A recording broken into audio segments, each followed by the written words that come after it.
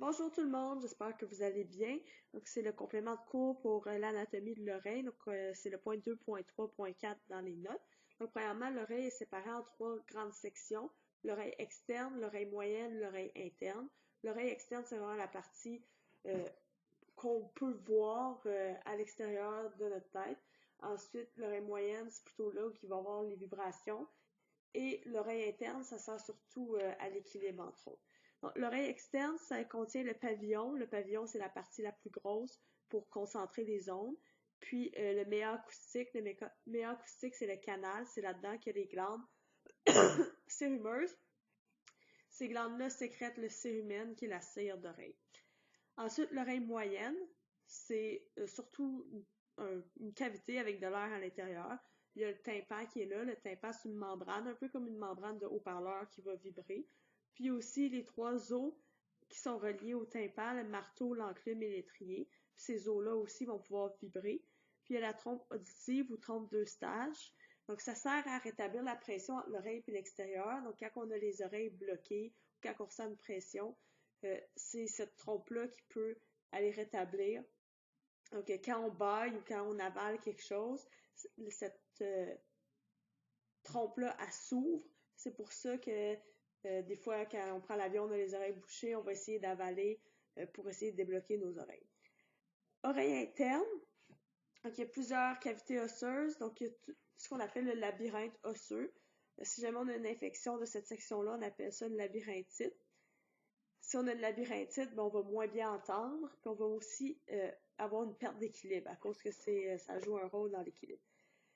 Dans ce labyrinthe-là, il y a trois parties, la cochlée, le vestibule et les canaux sémicirculaires. C'est dans les canaux sémicirculaires que les récepteurs se trouvent. Et il y a aussi des liquides dans ces canaux-là qui s'appellent la périlymphe et l'endolymphe. La physiologie de l'oreille. Donc, je vais passer à la prochaine image. Physiologie de l'oreille, ça se sépare en deux, donc ce qui est l'audition puis ce qui est l'équilibre. Donc, l'audition, ça se passe vraiment dans la cochlée. Dans la cochlée, c'est là qu'il y a les récepteurs auditifs. Donc, la première chose, c'est que l'onde sonore va arriver dans l'oreille par le pavillon, puis le déplacement de l'air par l'onde va commencer à faire vibrer le tympan. Les osselets, qui eux sont attachés au tympan, vont commencer à vibrer, deuxième étape. Ça sert à amplifier le son. Si vous regardez l'image, vous allez voir que l'amplitude de l'onde est en train d'augmenter quand ça passe par les osselets. Après, c'est la vibration du vestibule. Ensuite, les liquides qui sont à l'intérieur de la cochlée vont se mettre à vibrer. Ça va stimuler les cellules sensorielles qui sont à l'intérieur de la cochlée. C'est des mécanorécepteurs parce qu'une onde, c'est un signal mécanique tactile. Donc, ça va stimuler les mécanorécepteurs de la cochlée. Puis, après ça, l'influx nerveux va pouvoir être envoyé par le nerf cochléaire, donc le nerf de l'oreille, jusqu'au cerveau. Donc, ensuite, l'interprétation va se faire dans le cerveau pour qu'on puisse analyser ce qu'on vient d'entendre. Pour ce qui est de la physiologie, de l'équilibre, c'est vraiment les liquides qui sont importants. Donc, il y a l'équilibre statique puis dynamique. Statique, c'est vraiment si on est debout, juste savoir on est où par rapport à la terre. Est-ce que je suis penché, est-ce que je suis droit? Puis dynamique, c'est plutôt quand je suis en train de bouger ma tête, tourner ma tête, comprendre où je suis placé. Donc, statique, ça se passe dans le vestibule. Dans le vestibule, il y a de l'endolymphe. Donc, quand je suis pas droit, donc la gravité va influencer le liquide dans les oreilles, puis les parois, les cellules qui sont sur les parois vont détecter le mouvement du liquide. Puis ça nous aide à détecter notre position.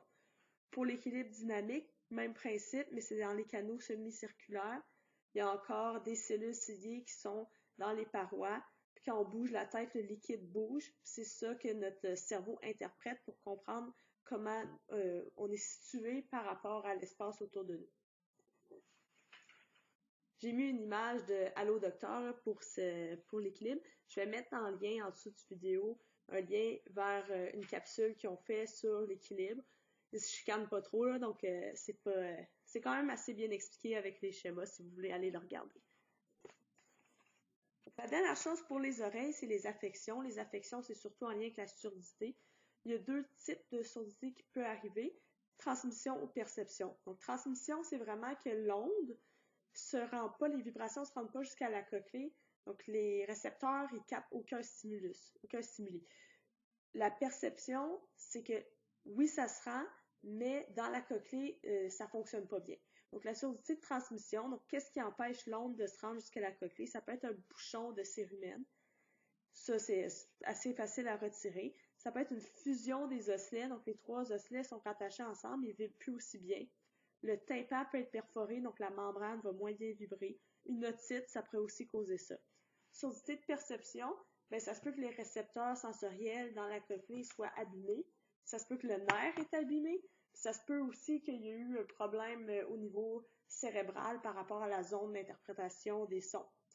L'image que vous voyez, c'est un test simple pour savoir quel type de surdité une personne a. Si on fait vibrer un diapason devant le pavillon de l'oreille et que la personne n'entend pas, ça veut dire que c'est transmission.